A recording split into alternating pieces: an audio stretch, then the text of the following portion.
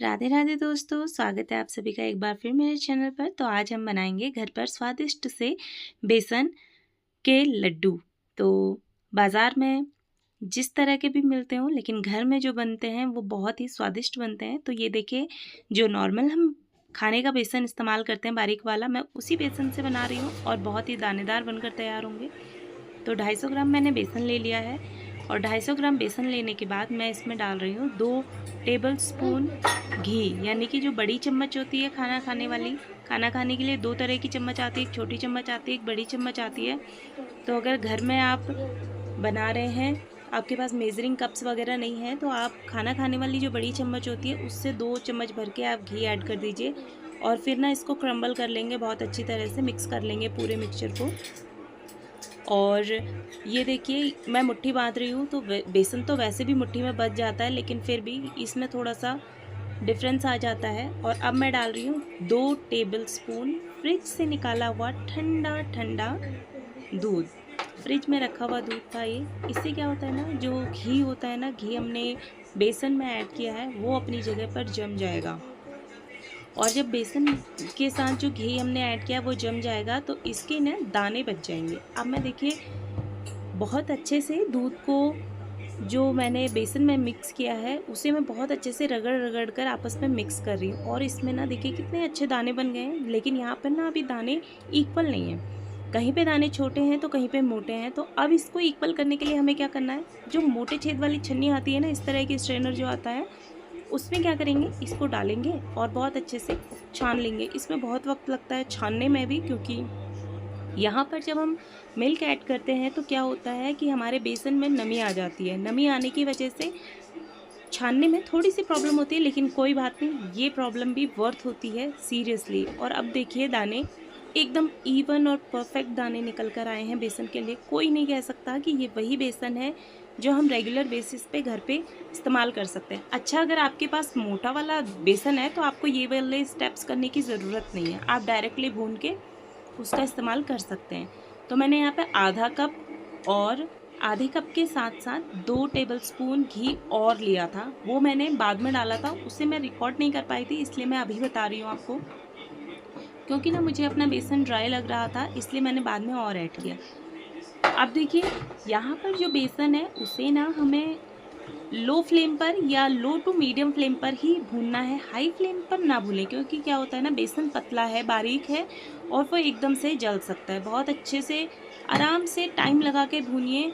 15 से कम 15 मिनट तो आपको लग ही जाएंगे इस बेसन को भूनने में। तो इस तरह से चलाते हुए, बड़े ही पेशेंस के साथ आप बेसन को लगातार चलाते हुए भूनिए, बेसन को छोड़िएगा मत।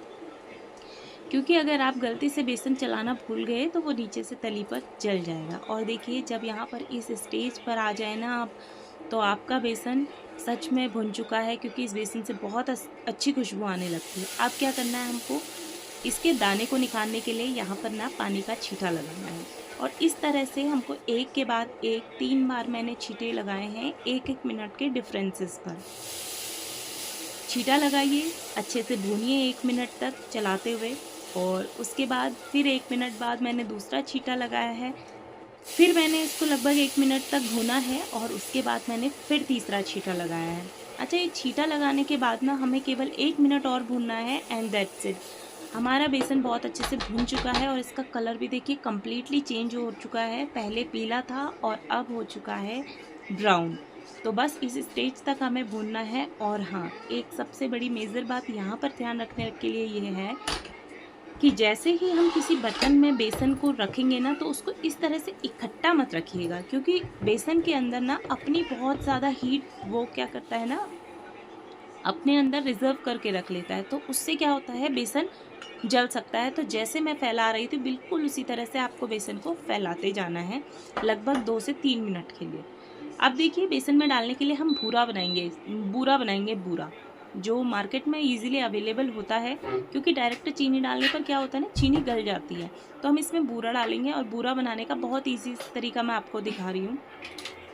यहाँ पर मैंने कढ़ाई में 1 कप भर के चीनी ली है, वो हाफ कप था, इसलिए मैंने 2 बार डाला है और आधा कप मैंने पानी डाला है।